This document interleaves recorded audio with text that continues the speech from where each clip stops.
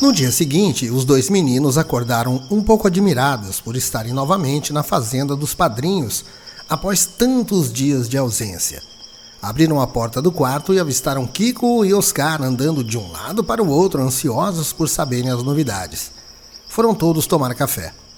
Padrinho e madrinha apareceram na sala de jantar perguntando se haviam passado bem a noite e não haviam estranhado o colchão, pois há muitos dias não sabiam o que era dormir numa cama. Kiko perguntou com a boca cheia de pão: "Como, Henrique? Onde você esteve? Não estiveram juntos?" Padrinho disse com voz severa: "Antes de mais nada, quero dizer que vocês fizeram muito mal. Onde se viu tirar a canoa sem nossa licença? Quero que prometam nunca mais fazer uma coisa dessas." Os dois disseram quase ao mesmo tempo: "Prometemos, padrinho. Nunca mais faremos isso. Pode ficar sossegado." Madrinha continuou: "Não mandamos contar nada aos seus pais em São Paulo, porque eles ficariam desesperados. Mas passamos uma semana horrível sem saber o que havia acontecido. Nem dormimos direito, pois nossa preocupação era enorme. Eduardo e Henrique tornaram a pedir desculpas aos padrinhos pelo mal que haviam causado e disseram que na véspera estavam tão tontos e cansados que nem sabiam o que diziam.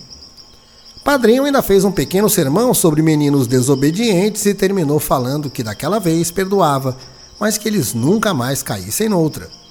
Depois do café com leite, que os dois acharam uma delícia, Padrinho pediu que cada um contasse por sua vez o que havia acontecido.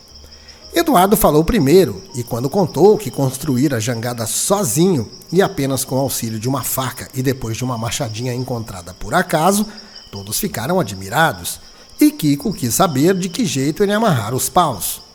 Eduardo contou tudo bem direitinho e acabou de falar.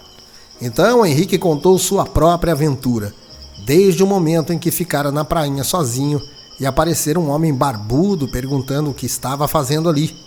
Padrinho perguntou muito admirado: "O quê? Vive alguém na Ilha Perdida?" Então Henrique contou a história de Simão, de como ele vivia lá na ilha há quase 20 anos e dos bichos que viviam na sua caverna. Henrique percebeu logo que ninguém estava acreditando nas suas palavras. Madrinha olhou para Padrinho sem dizer nada. Kiko e Oscar também ficaram de boca aberta. Madrinha perguntou meigamente: "Não seria sonho, Henrique? Você não esteve doente?"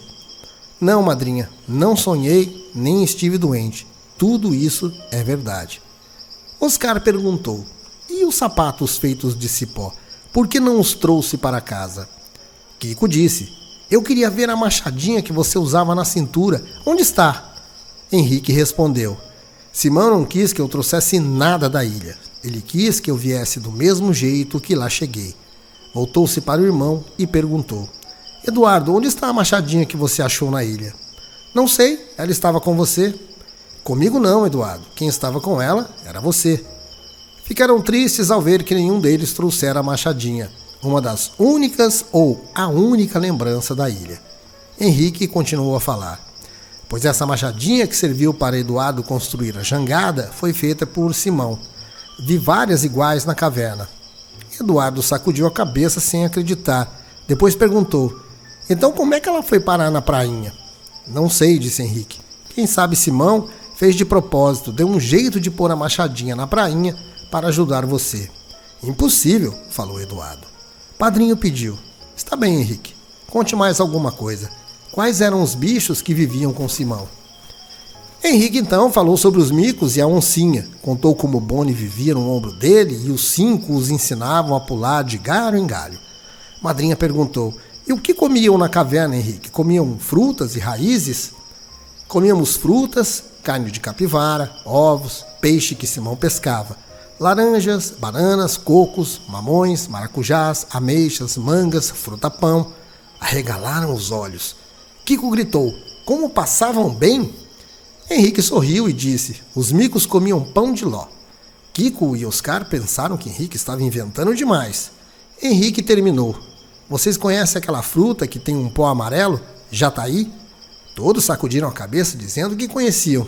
Henrique continuou: "Pois o jataí é chamado de pão de ló de mico. Os miquinhos gostam muito." Todos deram risada. Henrique tornou a falar: "Há uma árvore na ilha que dá uma espécie de fava espinhuda. Essa fava é chamada pente de macaco.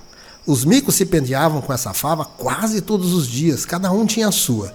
Kiko perguntou com olhos arregalados: 1, 2, 3, 4, 5 precisavam pentear os cabelos? Eduardo corrigiu: não penteavam os cabelos, Kiko, penteavam os pelos. Mico tem pelo. Oscar perguntou a Henrique: então você sabe pular de galho em galho? Aprendeu com os micos? Vamos já tirar a prova.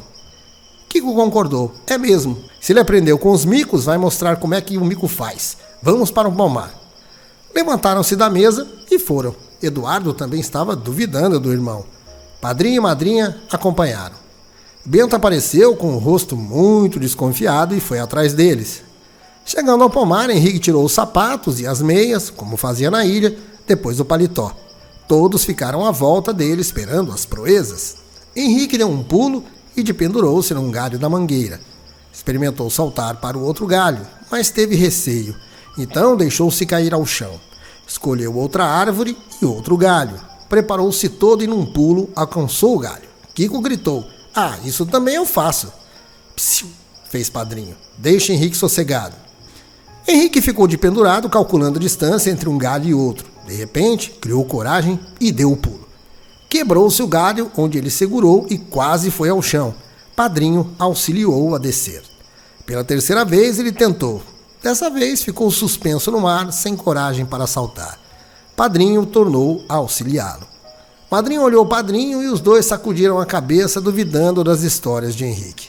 Ele disse meio desanimado: eu ainda estava aprendendo, Padrinho. Eu não disse que sabia, mas disse que os micos estavam me ensinando. Madrinha disse: está bem. E que mais? Aprendeu mais alguma coisa com Simão?